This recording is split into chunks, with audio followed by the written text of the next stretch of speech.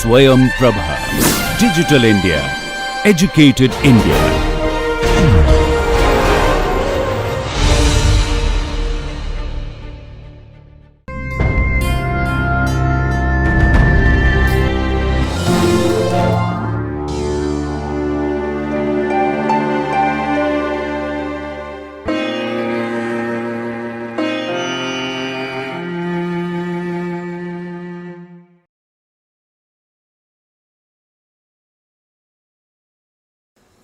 Good morning, boys and girls.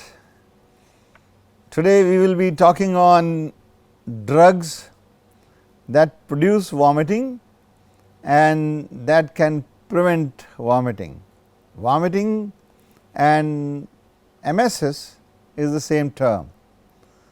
So, we will be talking on emetics and anti-emetics. So, we are talking on vomiting. How many of you, if I ask all of you, how many of you have ever vomited? Yes? How many of you have never vomited? Yes, I do not see any hand. That means all of you might have vomited at some time. Maybe when you were child, maybe when you were infant, you might have vomited. How many of you have felt nausea? I see some hands. And how many of you had felt retching? I do not see hand, but I think you must have retched many times. So, now if you know the difference between nausea and vomiting and retching, I think that is the first thing we should do.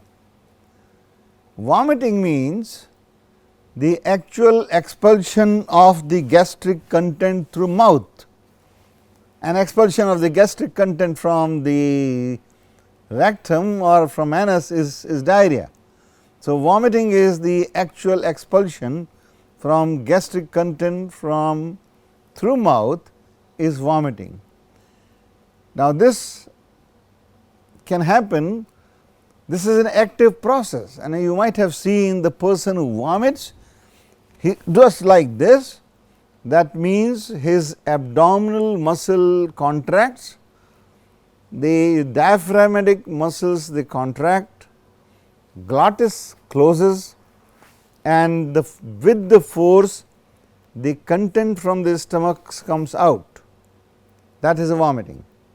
Now, many times you may see that when your stomach is not content, there is no content, there is an act of vomiting, but there is no vomiting process, there is no vomitus which comes out, that is called as retching.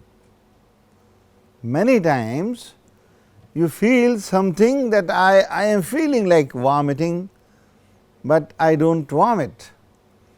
I am too bored in a class, I see a person which I do not like, I see a very bad smell, or it can be anything which precedes vomiting, but there is no vomiting. So, feeling of vomiting is called nausea, and incidentally the vomiting drugs for retching, drug for nausea are same that is used for actual vomiting. Now, many times you might have experienced is that the patient does not contract, the intestine does not contract, perhaps sometimes when you eat too much, if this is the stomach content automatically by mild movement it comes to your esophagus and sometimes it comes to mouth, but there is no actual content. This is called as a regurgitation. So, if you are clear about these four terms, vomiting is the actual expulsion of the gastric content through mouth, Nausea is the feeling of vomiting, but may not be there may not be vomiting, but it is a very discomfort situation. Regurgitation is many times when your content comes out in the esophagus and then it does not come out of mouth. Sometimes it is a very painful, very severe burning situation, because the acid comes out retching what you see. Now, my next question is, if you just tell me that have you ever seen a rat vomiting? How many of you have seen rat vomiting? How many of you seen mouse vomiting? No, because they can't vomit. How many of you have seen a dog vomiting? Dog is a species which vomits like man. How many of you seen cat vomiting? How many of you have seen a man vomiting?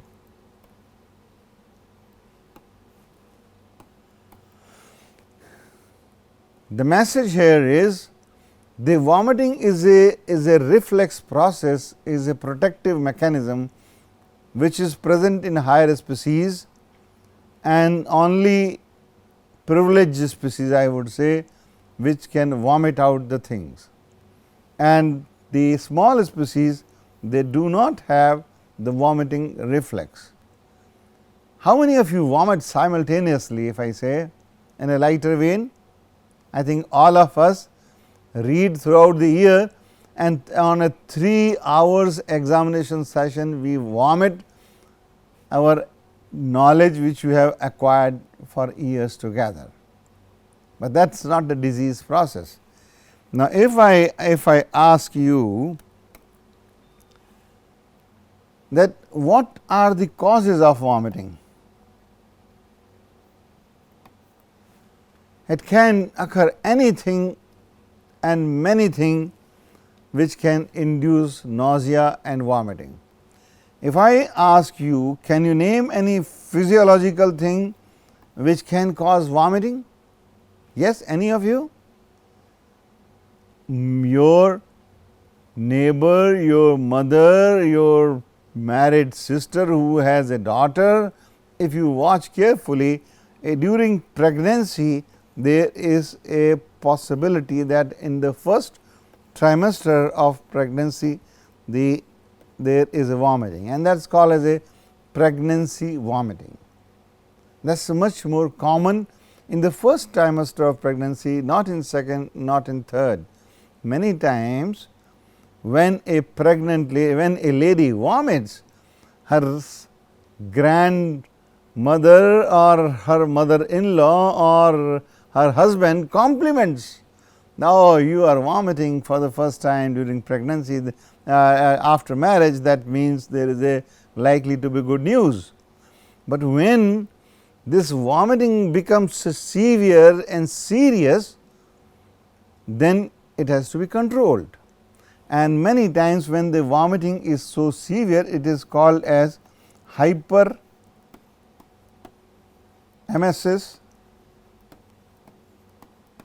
gravidarum.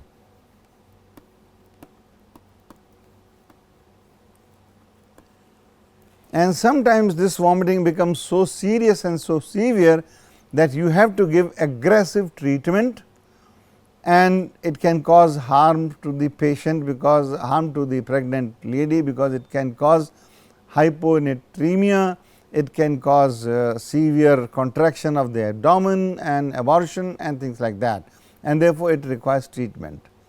If you know that any drug or any medication during pregnancy is to be avoided, because it can have a potential teratogenic effect, but this is the case where hyperemesis gravidarum has to be taken care of. Now, if I ask you what are the other medication, so one is a physiological cause, the other agents which can cause vomiting is a drug.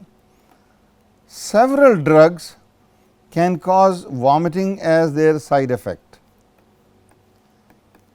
Any drug, if I say somebody asks you, some teacher asks you what are the side effects of the drug, and if you say nausea, vomiting, coma, convulsion, death, nausea, vomiting, diarrhea, coma, convulsion, death, you will not be wrong, because any drug can cause nausea, it can cause vomiting, it can cause diarrhea, if you extreme doses it can cause coma, convulsion, death, but it does not mean that these are the common side effects.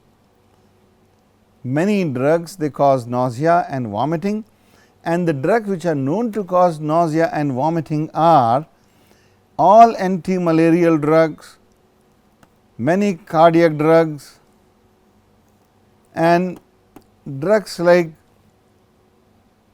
anti-cancer drug.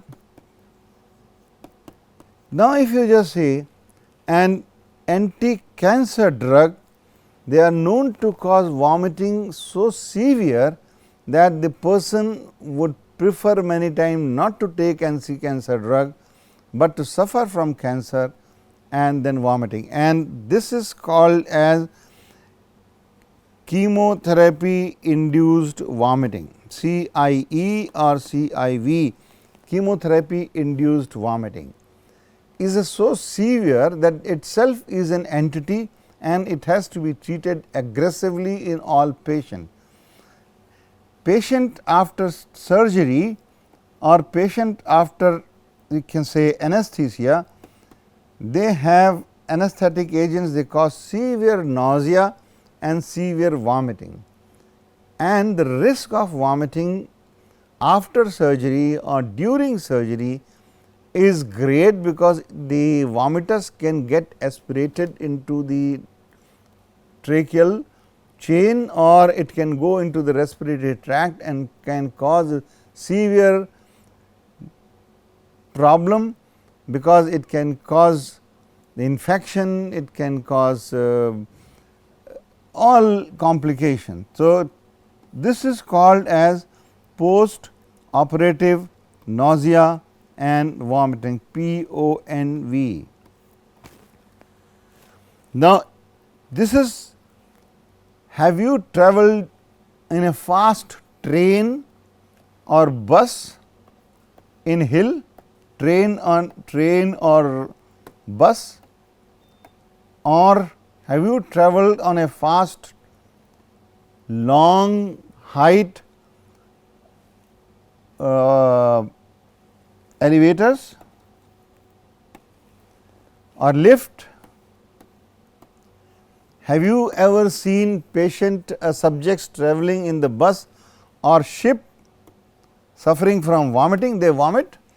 So, this is because in the ear there is a labyrinthine apparatus, and this labyrinthine apparatus gets stimulated, and then this induces vomiting, and this is an important disease, not disease, I would say this is important phenomena, particularly on those who are driving a motor a long distance, particularly on a hill, those who are traveling on a ship, those who are on a space journey, particularly astronauts, and those who are traveling again and down and up on the lifts. So, this is called as motion sickness. Motion sickness. I would say that this is also not a disease. So, now you have seen the vomiting can occur because of the physiological condition, vomiting can occur because of physiological condition, vomiting can occur because of a disease, because of a drug, because of some abnormal movement, motions, and the cancer treatment is by three ways. One is a chemotherapy, other is a radiotherapy, and third is a surgery. So, the radiotherapy, one of the major complication of radiotherapy is vomiting. The patient vomits so much after radiotherapy that when he comes to the radiotherapy table, he starts vomiting. A cancer patient, when he gets chemotherapy, means anti-cancer drugs, and vomits 10 times, 12 times, 15 times a day. When he comes to get radiotherapy, he vomits maybe 5 times, 6 times a day, so uncomfortable, and he carries this memory that if I get chemotherapy, if I get radiotherapy, I will get vomiting. So, when next time when this patient comes to the hospital and sees the building of cancer, sees the radiotherapist or sees the chemotherapist, without getting chemotherapy or radiotherapy, he starts vomiting or he starts feeling nausea. This is a very typical thing. This is called as anticipatory nausea and vomiting, ANV, anticipatory nausea and vomiting. That means, without having actual thing, that means if the patient is conditioned for such an unpleasant experience that is likely to face, and this is called as anticipatory nausea and vomiting, and the major reason here is his anxiety.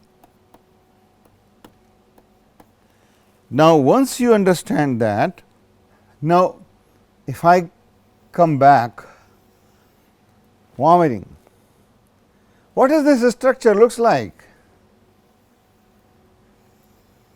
All of you are using the ball pen. Have you used pen? Have you used pen? I think you might have, some of you might have used pen. So, this is like a nib of the pen, and this structure is called as a calamus scriptorius. Calamus scriptorius, this is in the area postrema on the floor of the fourth ventricle. This is the floor of the fourth ventricle in the brain, and this floor of the fourth ventricle has a structure which is like a nib like structure called as a calamus scriptorius, and the lower part of the calamus scriptorius, this part is called as an area postrema. An area postrema is the area which is highly sensitive to all emetic agents. If anything stimulates here, this can cause vomiting. The classical thing of this area postrema is this is outside blood brain barrier. That means, any pathology happening in the disease, whether this is an obstructive intestinal obstruction or whether it is a disease. If I remember, if I forget that a disease drugs, diseases, lots of disease can cause vomiting. It can be enteric disease, it can be typhoid, it can be malaria, it can be cancer, it can be intestinal obstruction, where you have a disease as a symptom. Anything which whether that is disease, whether it is a drug or whether it is a motion sickness, whether it is a radiotherapy, whether it is a chemotherapy, it will release some chemicals, and these chemicals will come because they can cross the blood brain barrier.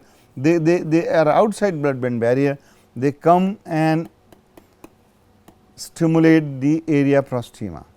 Now, this area postrema, it has been found that this area postrema has multiple receptors. This has a receptor called as dopamine D2 receptor. This has a receptor of what you call as a 5 histaminergic receptor, 5-HT receptors, and primarily 5-HT3 type of receptors. This has also a receptor which is called as enkephalin receptor. This has a receptor which is called as a neurokinin NK1 receptor. This has a receptor of histamine H1, histamine 1 H1 receptors. This has a receptor of prostaglandin. That means, and this has a muscarinic receptor M1. Now, if you just see that area prostrema has a multiple type of receptors, and each of these receptors when get stimulated, they can induce vomiting. Vomiting by inducing chemoreceptor trigger zone, this is called as a chemoreceptor trigger zone. It triggers vomiting. Any chemical agent can trigger, and this chemoreceptor trigger zone sends an impulse. This sends an impulse to what is called as a deeper lying vomiting center. So, this vomiting center sends impulse to deeper lying this area prostrema or chemoreceptor trigger zone sends impulse to vomiting center in the brain, and this vomiting center sends efferent impulse to muscles of the diaphragm, glottis which closes, and then there is an expulsion of food. So, this is a typical reflex system. Now, if I block all these receptors which are present, which I showed in my previous slide, that this has multiple receptors. If I block them all, that means, if you just surgically ablate this, if you put a surgical and you ablate this, you destroy this area chemoreceptor trigger zone, the animal, it has been shown that it becomes refractory to vomiting, it does not vomit. So, is the sensitivity of this. Now, I can ablate most of these receptors by a drug called as a chlorpromazine, CPZ, or chlorpromazine. Chlorpromazine blocks chlorpromazine. This blocks dopamine receptor, this blocks 5-HT receptors to certain extent, this block muscarinic receptors, and therefore, if a person does not respond to any drug, he is given chlorpromazine. In a child which does not respond to any other drug, he is given chlorpromazine. Chlorpromazine is a phenothiazine group of drug, and because it acts a larger number of receptors, this was also earlier known as large actyl. That means, large number of action blocking several receptors at a time, and it also causes sedation, but sedation is not required. Therefore, this drug is not a primarily anti-emetic. Now, if I just go to the next, now if I just say this is, so the first group of anti-emetic would be the drugs which will block dopamine receptor, D2 receptor.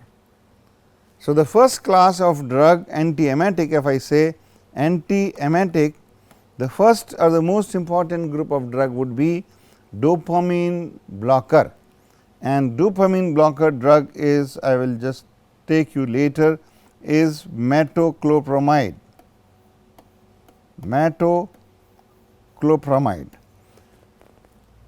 Metoclopramide is a drug which blocks dopamine receptor, and therefore, it is the drug of choice, because most of the vomiting are because of dopamine D2 receptor stimulation.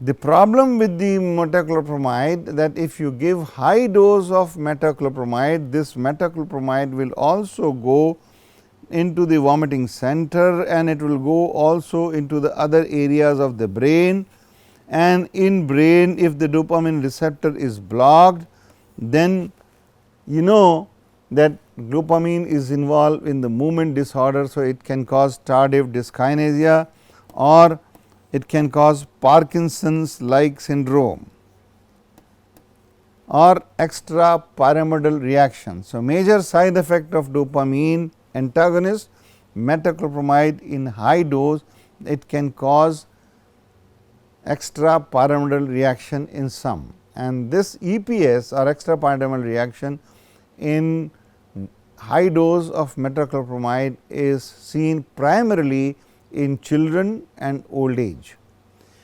So, we developed another drug of dopamine receptor antagonist, that is called as a drug which does not cross the blood brain barrier, it remains here and will have not effect on D2 receptor and therefore, will have less side effects.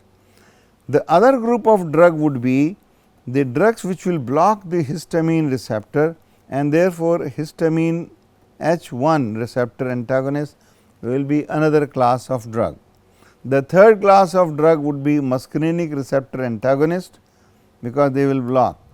The fourth will be the neurokinin receptor antagonist, and fifth would be the general blockade of this. So, in summary, the anti-emetics would be dopamine receptor antagonist, number 2 histamine receptor antagonist, muscarinic receptor antagonist, neurokinin receptor antagonist.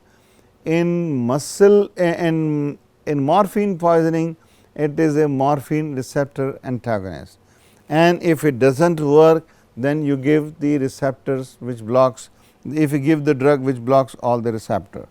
Now, if you just to recap, what is vomiting is a protective reflex that serves to get rid of the content from the stomach. Nausea is a aversive stimulus.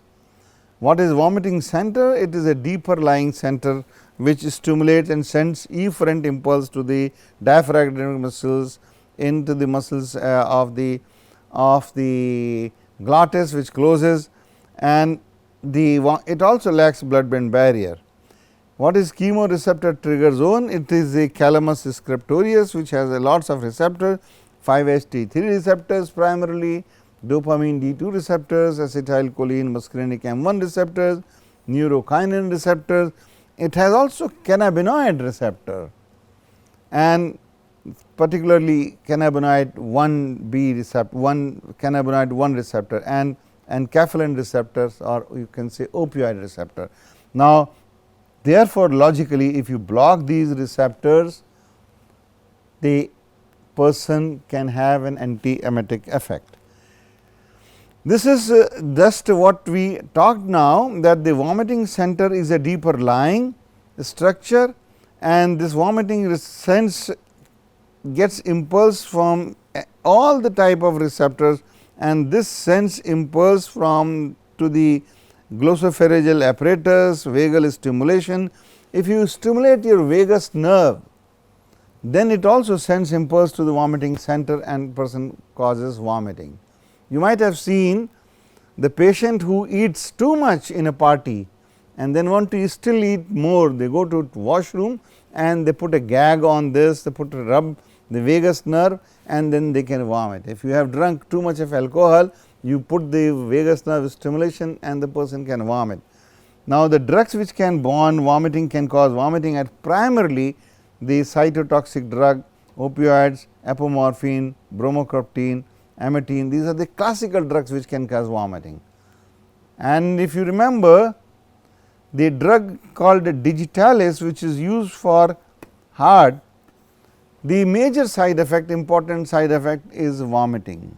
Is so much important that a person when starts vomiting on digitalis, it is considered that the patient is now adequately digitalized. That means, that is the end point to stop further dosing, that is so important.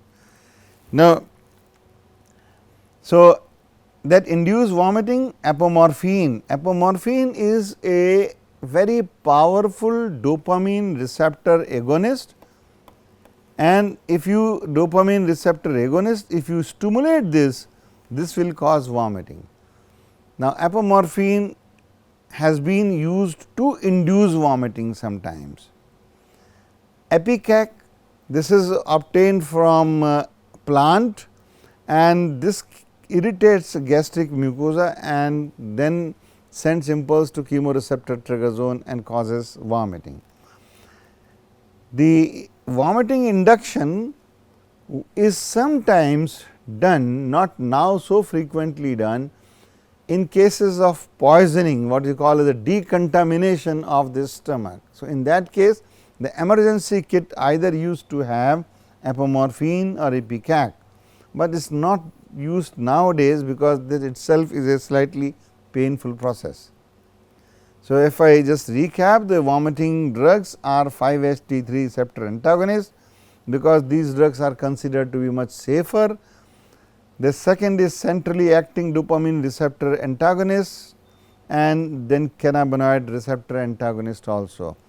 Cannabinoid receptor antagonist, if you just remember, there is a cannabinoid B1 receptor present here. This cannabinoid receptor antagonist is not so commonly used, because this also has a hallucinogen and other like property, but it is used particularly in cancer chemotherapy induced vomiting.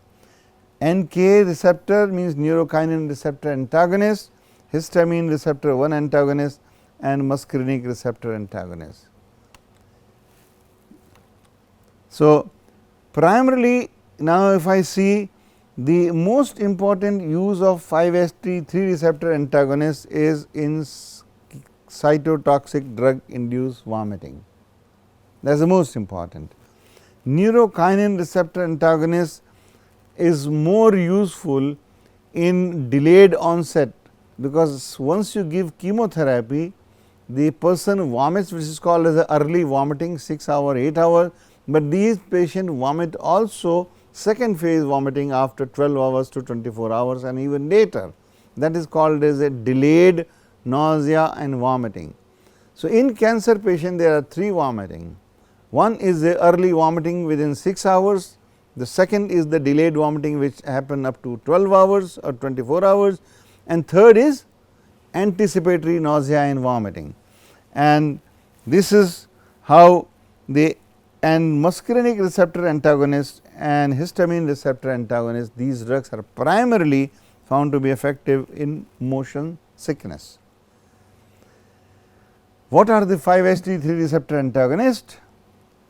The specific 5-HT3 receptor antagonist is ondansetron, which is a prototype and which is one of the blockbuster drug used for now number of vomiting condition, but most effective in cancer chemotherapy induced vomiting or chemotherapy induced vomiting, or what is called as a CIE. Granisetron is a derivative of is a similar to ondansetron and dolansetron and polonosetron. These are 4 cetrons which are extensively used. They have minor difference in their half life, minor difference in their side effect profile, and if you remember only 1 or 2 drug, I think that is sufficient for you. The mechanism of action we have just discussed, they cause suppress vomiting of action by 5-HT3 receptor antagonism at the chemoreceptor trigger zone. This is available as tablet, solution, and most importantly as intravenous preparation, and many times they are combined with anti-cancer drugs intravenous route, so that it takes care of vomiting and nausea even if it is not happening, because it is likely to happen, and it is given 30 minutes prior, so as the person is primed with anti-emetic. Most common indication, as I discussed, is a chemotherapy induced nausea and vomiting, and also post operative nausea and vomiting. So, if I ask you, tell me the drug which is useful for post operative nausea and vomiting, the answer is 5-HT3 antagonist. The answer is either you give ondansetron intravenous or you give polonosetron by intravenous route. Adverse effects are mild, usually tolerated well. Constipation and diarrhea, headache, lightheadedness. QT prolongation happens with dolasetron, and therefore, dolasetron, though it is effective, it is avoided in patient with cardiac disorder. The other is dopamine receptor antagonists, which primarily act on the chemoreceptor trigger zone, and the drug is chlorpromazine, olanzapine and metoclopramide. All these drugs, they block D2 receptor. What was found that this blocks D2 receptor, but in high doses this also blocks 5-HT3 receptors.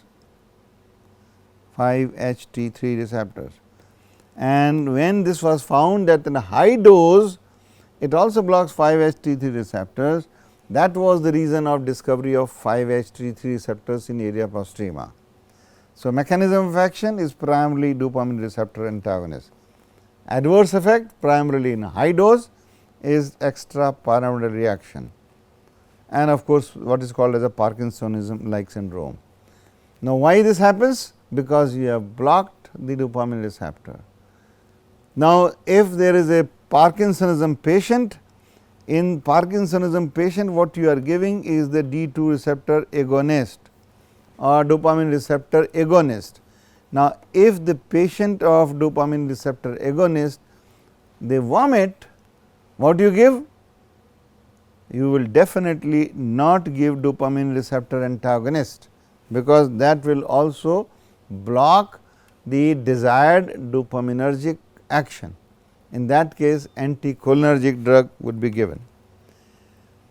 Metoclopramide mechanism is a dopamine receptor antagonist, but also blocks 5-HT3 receptor antagonist. Major action used as a post-operative nausea and vomiting and radiation sickness, and also GERD, gastroesophageal reflux disorder, when the food comes out, and because this in addition to that has a gastrokinetic effect. It improves the motility of the GIT, and therefore, the content of the stomach and the intestine travels faster.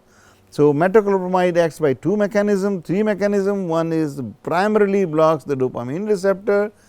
It also blocks to certain extent, to minor extent, 5-HT3 receptors, and it also has a gastrokinetic effect.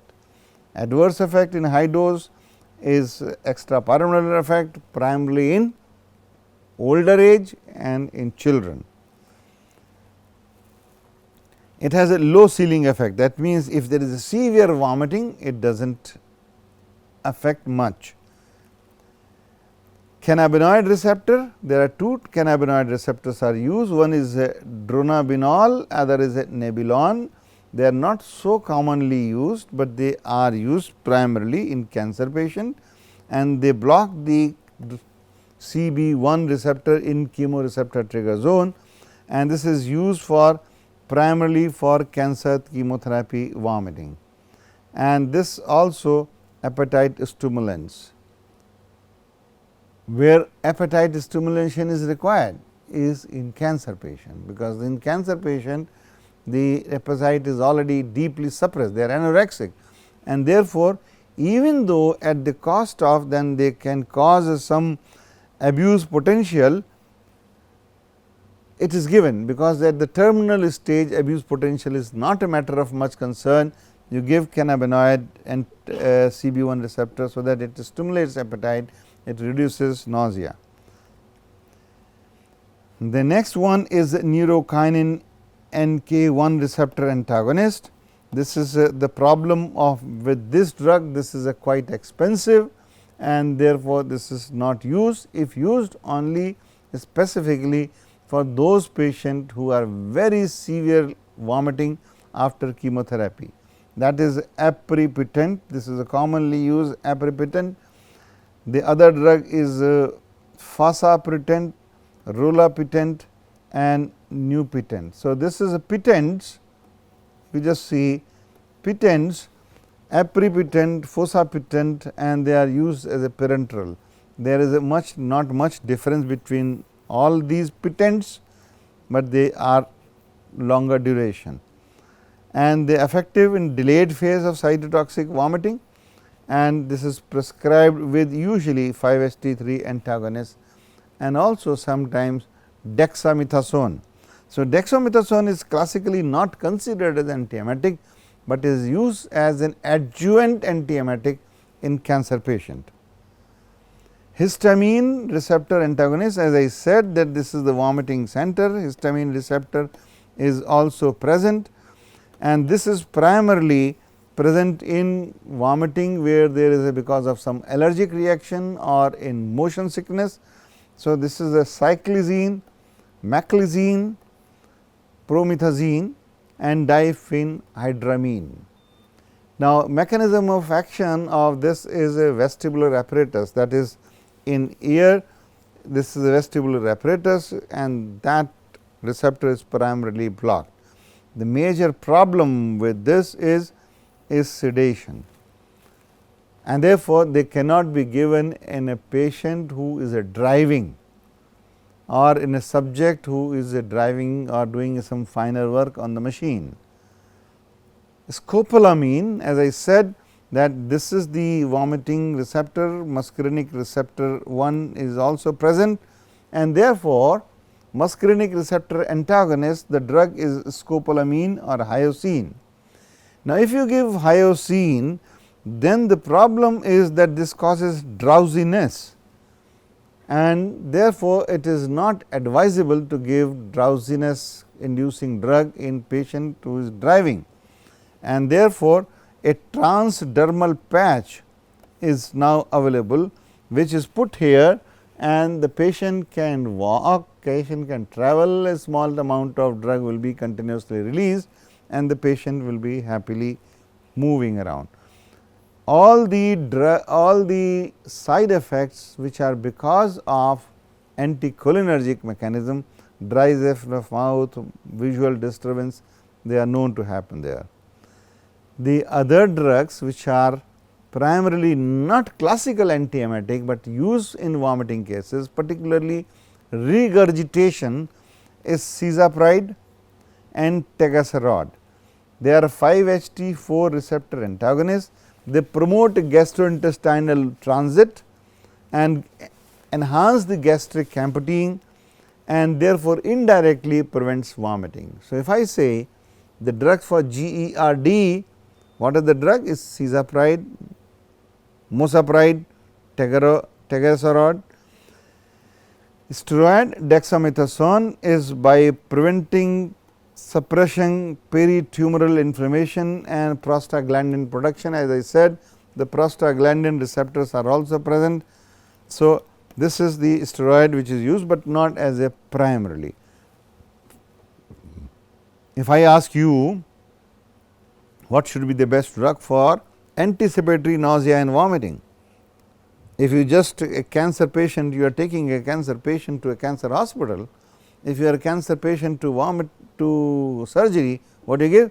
You give them anti-anxiety drug, and that also reduces what is called as anticipatory nausea and vomiting, lorazepam and alprazolam.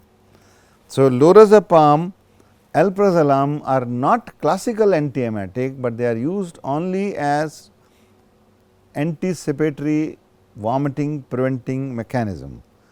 So, if I just summarize, vomiting is a defense mechanism. You sometimes need to induce it in cases of poisoning by apomorphine or ipecac or by stimulation of your vagus nerve. Majority of the vomiting are stimulation of dopamine receptor, 5-HT receptor, histamine receptor, cholinergic receptor, neurokinin receptor and enkephalin receptor. Therefore, the drugs would be antagonist to these. Drugs for chemotherapy induced vomiting are 5-HT3 receptor antagonists and also histamine receptor antagonists. Drug for motion sickness is primarily cholinergic receptor antagonists, and you give transdermal patch, so that nausea and vomiting is prevented for long and the patient does not go to drowsiness. The vomiting because of dopaminergic agonist drug in Parkinsonism should never be treated with anti-dopaminergic drug, because this will also block the dopamine mechanism of action in Parkinsonism. Should be treated with anticholinergic drug. Many times the dopamine anti-emetic drugs, they can cause sudden Parkinsonism like syndrome, patient get into panic. There is no need to get panic, the only medication should be give anticholinergic drug. I hope that you will be able to treat the patient of vomiting in future. In addition to these drugs, when the patient is repeatedly vomiting, what is important thing to maintain is the electrolyte and balance and the proper hydration. Giving hydration by mouth if a patient is vomiting is not a strategy, good strategy. You have to give IV fluid, because the vomiting in intestinal obstruction, giving anything by oral route is a risky proposition, should never be done. Thank you very much.